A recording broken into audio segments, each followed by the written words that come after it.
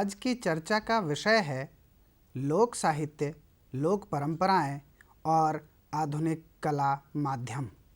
इस विषय पर चर्चा के उपरांत आप समझ सकेंगे कि लोक साहित्य और लोक परंपराओं की विशेषताएं कौन कौन सी हैं। लोक साहित्य और लोक परंपराओं के नाटकों पर प्रभाव को जान सकेंगे। आप लोक साहित्य और लोक परंपराओं के सिनेमा पर प्रभाव को समझ सकेंगे। लोक साहित्य और लोक परंपराओं के टेलीविज़न पर प्रभाव को स्पष्ट कर सकेंगे। लोक साहित्य, लोक परंपराओं और नए कला माध्यमों के अंतर संबंधों को समझ सकेंगे। लोक साहित्य लोक संस्कृति से जन्म लेता है और इसे संस्कृति की जीवनी माना जा सकता है। इसका आधार जनजीवन की वास्तविकताएं होती हैं। सामाजिक व सांस्कृतिक जीवन, लोक के कार्य और परिश्रम के तरीके, संस्कृति के वैचारिक परिवर्तन, उसके व्यवहार, प्रवृत्ति, धर्म एवं आस्था आदि लोक साहित्य के माध्यम से ही प्रतिबिंबित होते हैं। लोक साहित्य में अभिजात संस्कार, शास्त्रीयता, पांडित्य की चेतना अथवा अहंकार का भाव नहीं होता। लोक साहित्य का जन्म प्रकृति के प्रति प्रेम और श्रम से हुआ है। मनुष्य की संवेदना जीवित रखने में इसका महत्वपूर्ण योगदान है।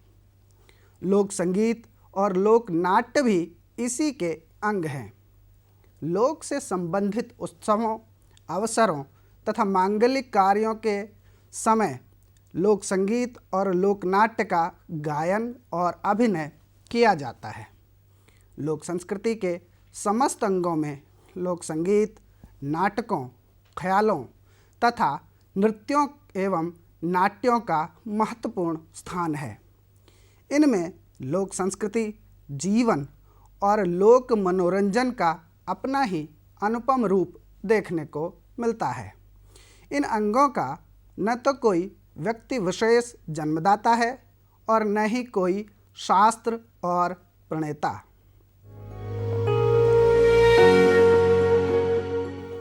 लोक साहित्य, लोक नाट्य, लोकगीत एवं संगीत, लोक संस्कृति और लोक कलाओं की अभिव्यक्ति पारंपरिक माध्यमों से होती है। इनमें निहायत देशज और ग्रामीण प्रतीकों, संकेतों को उपयोग में लाया जाता है। लोकगीत है तो उसके साथ लोक वाद्य और संगीत भी हैं। नाटक है तो उसके साथ स्वांग, जात्रा, तमाशा और नौटंकी है। और नृत्य है तो उसके विविध रूप भी हैं। ये अलग बात है कि यातायात और अभिव्यक्ति के अन्य साधनों के अभाव में उक्त कलाएं बहुत दिनों तक अपने क्षेत्र विशेष की परिधि में सिमटकर विकसित होती रहीं।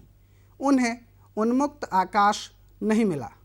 किंतु जब आधुनिक कला माध्यमों यथा नाटक, सिनेमा और टेलीविज़न का विकास हुआ, इन पारंपरिक लोक कलाओं को भी दूर तलक पहुंचने का अवसर मिला। परंपरागत माध्यम और कलाएं नई तकनीक से मिलकर निरंतर अपनी उपस्थिति महसूस कराने लगीं। लेकिन ज्यों-ज्यों इन आधुनिक कला माध्यमों का बोलबाला बढ़ा, इन पर वैश्वीकरण और व्यावसायिकता का असर होना शुरू हो गया और उसी के दबाव में इन्होंने अपनी कलाओं का उपयोग नवीन माध्यमों की सुविधा के अनुसार करना शुरू कर दिया। इससे इनके रूप में बदलाव भी देखने को मिल रहा है। सिर्फ लोक साहित्य और लोक परंपराओं ने ही आधुनिक कला माध्यमों को नहीं बदला है, बल्कि इसका उल्टा भी देखने में आया है। अब लोक कलाएं भी फिल्म संस्कृति से प्रेरित और प्रभावित हो रही हैं। आइए देखें कि आधुनिक कला माध्यमों ने लोक साहित्य और लोक परंपराओं से कितना लिया दिया है और उसका उपयोग किस रूप में किया है। साहित्य में नाटकों की पहली धारा संस्कृत नाटकों की सुदीर्घ और पुष्ट परंपरा के रूप में है, जो 9वीं-10वीं शताब्दी तक मिलती है। ऐसा प्रतीत होता है कि भारत का नाट्य शास्त्र एक लंबी अलिखित परंपरा का मानकीकरण एवं शास्त्रीयकरण है। अति शास्त्रीयता शायद इसे नाटकों से दूर ले गई और भरतनाट्यम हमें आज नृत्य शैली के रूप में रंगमंच का हिस्सा बना मिलता है, जिससे संवाद गायब हो गए तथा गायन, बोल, भावाभिनय और नृत्य का समावेश हो गया। दूसरी धारा लोकनाट्य परंपरा की रही। असल में लोकनाट्य परंपरा ने ही भारतीय रंगमंच को जीवित रखा। नौटंकी, विदेशिया, आल्हा, भांड आदि अनेक लोकनाट्य शैलियाँ प्रचलित हुईं, जिनमें किसी लिखित आलेख के बिना ही कलाकार मनोरंजन हेतु किस्से गढ़ लेते थे।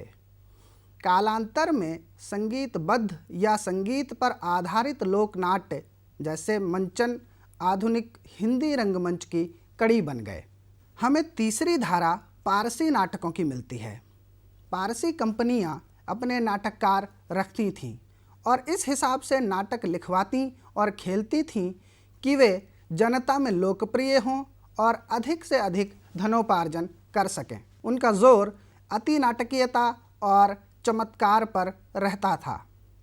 चमत्कार भी नाटक के कथानक, भाषा अथवा रस भावना में नहीं, रंगमंच की ऊपरी चटक मटक और वेशभूषा की नवीनता में अधिक होते थे। आधुनिक नाटकों में लोकनाट्य तत्वों का उपयोग धड़ल्ले से हो रहा है, जैसे रंगमंच की अनौपचारिकता, प्रतीकात्मक भूमिकाएं, वस्त्राभूषण एवं प्रतीकात्मक रंगमंचीय सज्जाएं। आधुनिक नाट्य रचनाकार की सुविधा के लिए ये प्रयोग एक तरह से अच्छे हैं, क्योंकि उन्हें कहीं ढंग का रंगमंच मिलता है और कहीं नहीं भी मिलता। लोक नाट्यों में रंगमंच की जगह रंगभूमि का भी प्रयोग होता है। कोई पर्दा नहीं, कहीं कोई पोशाक घर नहीं, एक ही पात्र थोड़ा थोड़ा वेश बदलकर एक ही समय में अनेक भूमिकाएं कर लेता है। प्रकाश व्यवस्था भी लोकनाट्यों में प्रायः आवश्यक नहीं। एक दो मशालें तथा पेट्रोमैक्स गैस ही पर्याप्त हैं। कथानक की मोटी मोटी रूपरेखा निर्धारित रहती है। शेष रंग वही रंगमंच पर ही भरे जाते हैं। उमंग आने पर दर्शक प्रदर्शकों में बड़ा सार्थक और वह भी पद्यात्मक वार्तालाप चलता है।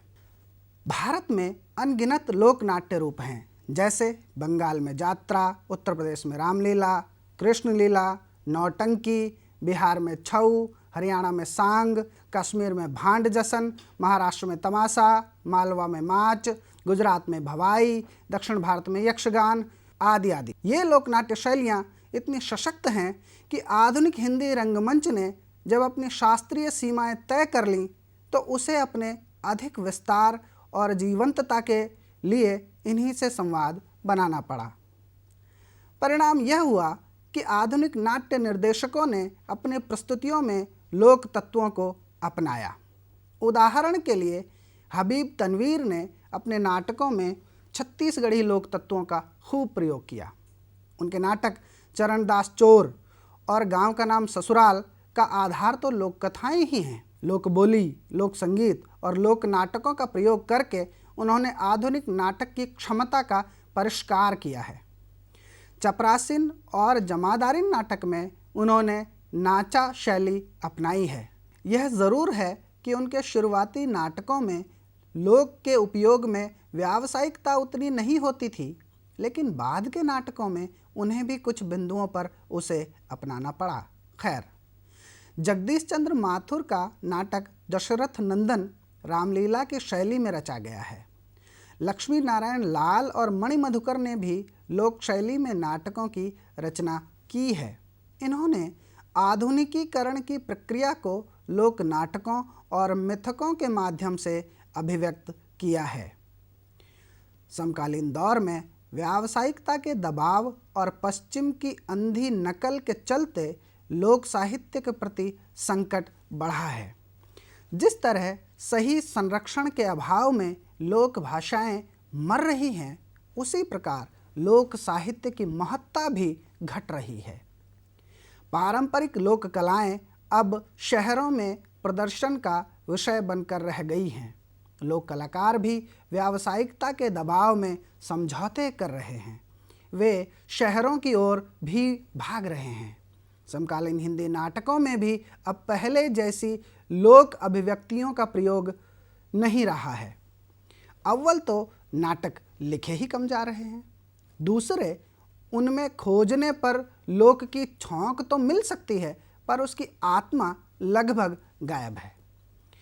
पश्चिम के अनुकरण में रॉयल के पैटर्न पर प्रोसीनियम थिएटर के अंदाज में आधुनिक रंग विधान, आधुनिक मंच सज्जा, आधुनिक प्रकाश व्यवस्था, आधुनिक भावाभिव्यक्ति, आधुनिक कथ्य, आधुनिक रंगमंचीय व्याकरण, ये सब तो आ गया, लोक बिला गया। लोक अभी भी यात्रा नाटक, भवाई, ख्याल, गवरी, घुमंतु नाटक, नुक्कड़ नाटक आदि नाटक के लोक रूपों में ही बचा हुआ है, जिनके स्वयं संरक्षण की दरकार है।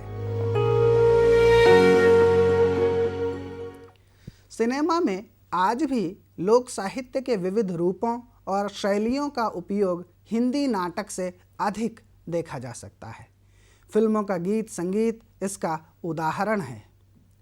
लोकगीत संगीत हमारी लोक संस्कृति का अभिन्न अंग रहा है।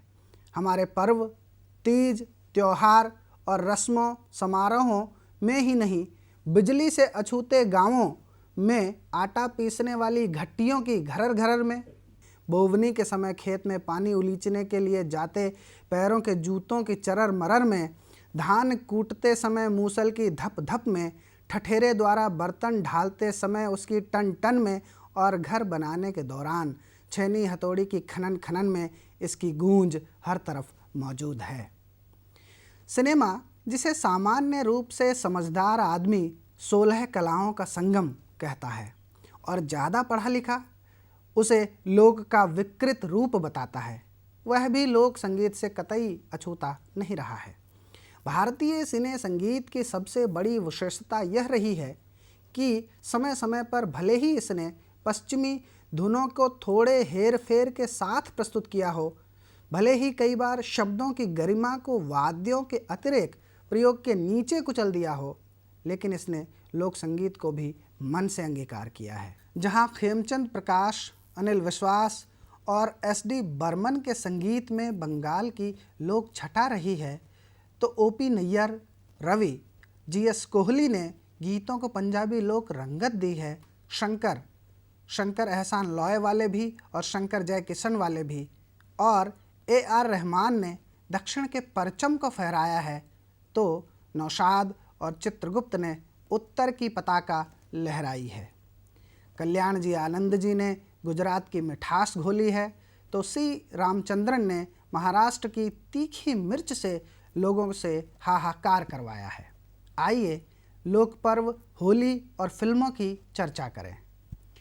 होली प्रेम, मस्ती और उल्लास का त्यौहार है। इसका रंग कभी हमारी फिल्मों में जमकर बरसता था। फिल्मों में होली के दृश्य और गीत आम थे।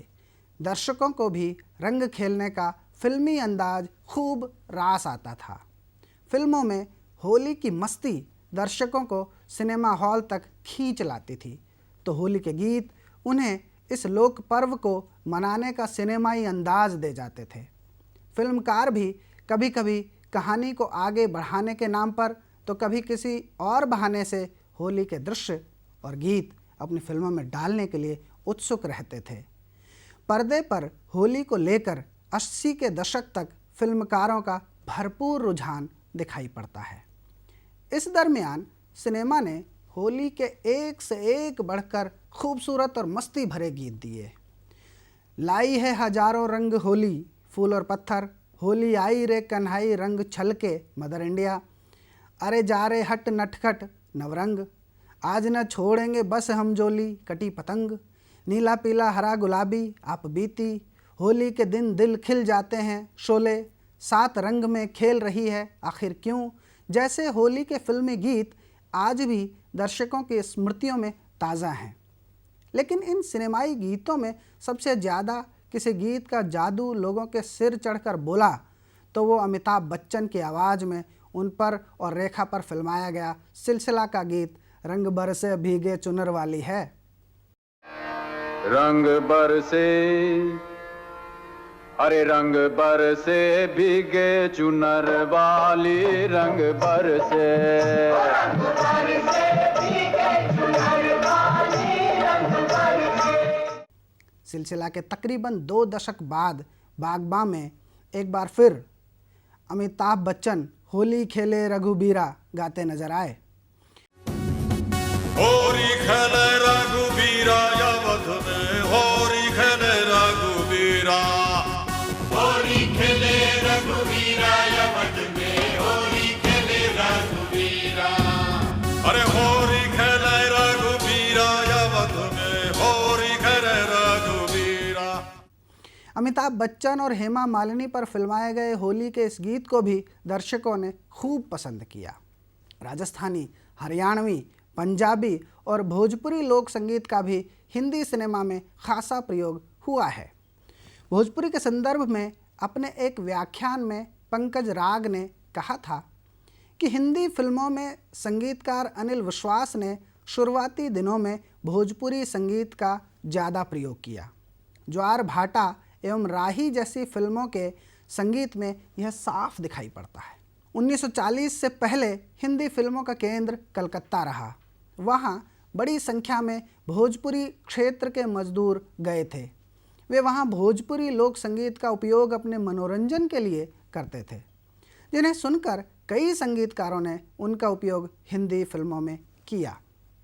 1940 के बाद मुंबई, तब बम्बई पूरी तरह से हिंदी सिनेमा का केंद्र बन गया। यहाँ जिन जिन क्षेत्रों से संगीतकार, गीतकार, पटकथा लेखक आए थे, वे अपने साथ क्षेत्रीय एवं लोक संगीत को भी लेकर आए थे।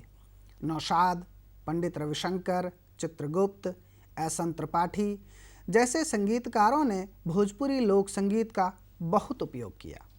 1940 के बाद के 2 दशक तक हिंदी सिनेमा पर भोजपुरी लोक संगीत हावी रहा।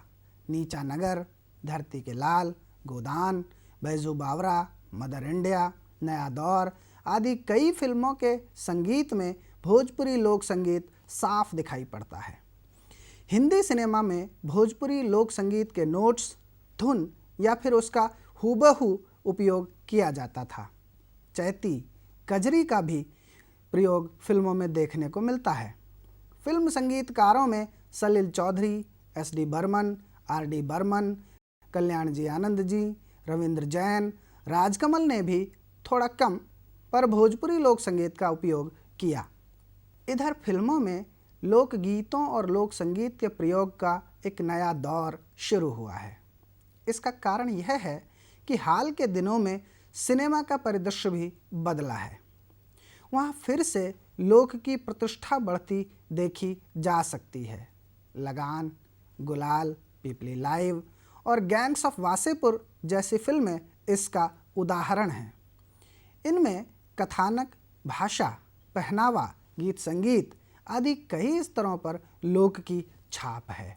गैंग्स ऑफ वासेपुर फिल्म का रंग देसी है, जो लोक के रंग के मिलने से बना है। यही रंग हिंदुस्तान की पहचान है और इस फिल्म की भी। इसका अपराध भी देसी है तो संगीत भी देसी, बातचीत और अभिनय का अंदाज भी देसी ही है।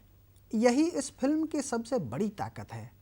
कांटी और बारूद से बम बनाना, ट्रक के स्टीयरिंग से पिस्टल बनाना और चलाने के समय उसकी नाल का फट जाना विशुद्ध रूप से देसी। अभिनेताओं की मुद्राएं भी देसी। मनोज वाजपेयी जब कपड़े धोती बंगालन लड़की से कुछ पूछते हैं तो वह बिना बोले सर झुकाकर अपना चेहरा छुपा लेती है। वह लाजवाब अभिव्यक्ति है।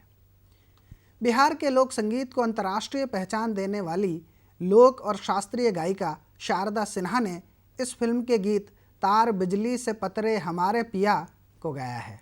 तार बिजली से पतले हमारे पिया, तार बिजली से पतले हमारे पिया। और सासू बता तूने ये क्या किया, सूख के हो गए हैं छुहारे पिया। जिसमें लोक संगीत की छटा विद्यमान है। हमने देखा है कि पहले गाली गलौज, मनुहार, उल्हाने के गानों के बिना बारात खाना नहीं खाती थी। तार बिजली को सुनते हुए वही बचपन सामने आकर खड़ा हो जाता है। इसके आखिर में आरा छपरा के बाबूजी ये क्या किया, लोक नायक जलाए ये कैसा दिया जैसी पंक्तियों ने इसे लोक का राजनीतिक फलक प्रदान कर दिया है।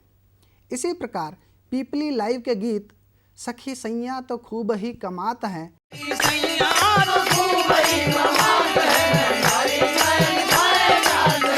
हर महीना उछले पेट्रोल डीजल का उछला है रोल शक्कर भाई के का बोल रूसा बासमती धान मरी जात है महंगाई डायन खाए जात हैं में भी लोक की यही छौंक है।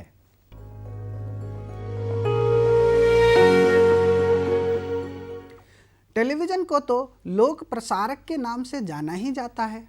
चाहे कोई भजन हो, कव्वाली हो, गीत हो, गज़ल हो, गिद्दा हो, भांगड़ा हो, गरबा हो, मणिपुरी हो, बिहू हो, कथकली हो, भरतनाट्यम हो, कथक हो, इन्हें टेलीविज़न पर एक समय खूब दिखाया जाता था।